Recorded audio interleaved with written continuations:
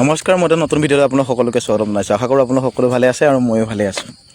আপোনালোকে ভিডিঅ' দেখি গম পাইছেই, বহুত এটা ডাঙৰ প্ৰকাণ্ড সাপ হয়। এটা প্ৰকাণ্ড সাপ আমাৰ ঘৰৰ ভঁৰালৰ এখন জালত লাগিলে। ভঁৰালৰ জালখন পাতি থৈছিলোঁ কেইকুটা ধৰিবৰ কাৰণে, কিন্তু লাগিলে এটা সাপ।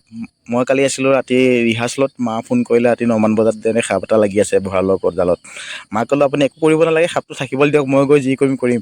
তাৰপৰা ৰাতি মই প্ৰায় 11মান বজাত ভঁৰালৰ ওপৰত দেখিছোঁ একদম ডাঙৰ বহুত প্ৰকাণ্ড সাপ মানে, আৰু যিভাগে লাগি আছে মানে সাপটো মই ৰাতি মানে এৰুৱাব পৰা তাত সাহস নাই মোৰ মানে। মই আৰু এৰুৱাবলৈ মই ব্লেডখনৰ বাহিৰে একো সঁজুলিয়ে নাই। সাপটোক কৈছোঁ তই ৰাতিপুৱালৈকে যি থাক, মই তোক ৰাতিপুৱা এৰুৱাম 100%। কথাৰ মতে কাম হ'ল। ৰাতিপুৱালৈকে সাপডাল যি থাকিলে, আৰু মই ভঁৰালৰ ওপৰৰ পৰা সাপডাল জালৰ পৰা এৰুৱাই আনিলোঁ। কটাৰীখনৰ জালখন কাটি আধা জালখন কাটি পিনি এৰুৱাই আনিলোঁ। মানে দেউতাক কৈছোঁ আপুনি ব্লেডখনে কাটক, মই মূৰত ধৰি আছোঁ বস্তাটো দি। তাৰপৰা দেউতাই কাটি আছে ধুনীয়াকৈ। কথামতে কাম ধুনীয়াকৈ সাপডাল এৰুৱাই দিলে। দেউতাই জালৰ পৰা কাটি এৰুৱাই দিলে।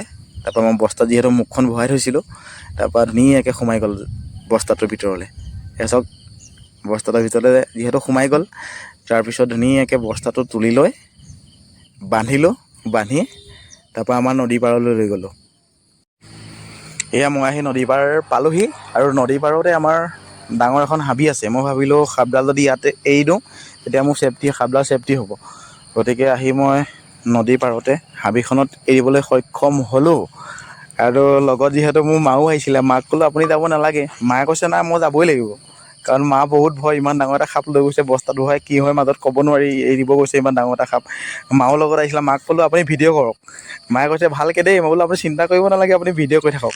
তাৰপৰা সাপটো নি মই নদী কিনাৰৰ হাবিখনৰ মাজত এৰিবলৈ সক্ষম হ'লোঁ, আৰু সাপটো ভালে গুচি গ'ল। গতিকে আপোনালোকৰ তাতো এনেকৈ সাপ ওলাই নামাৰিব, কাৰণ সাপ আমাৰ কাৰণে বহুত উপকাৰী। সি চাগে আমাৰ ভঁৰালত সোমাইছিলে এন্দুৰ খাবৰ কাৰণে।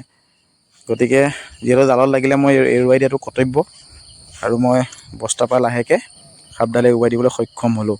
গতিকে ভিডিঅ' চাই কেনেকুৱা পালে জনাব, আৰু লাইক এটা কৰি দিব আৰু দেই।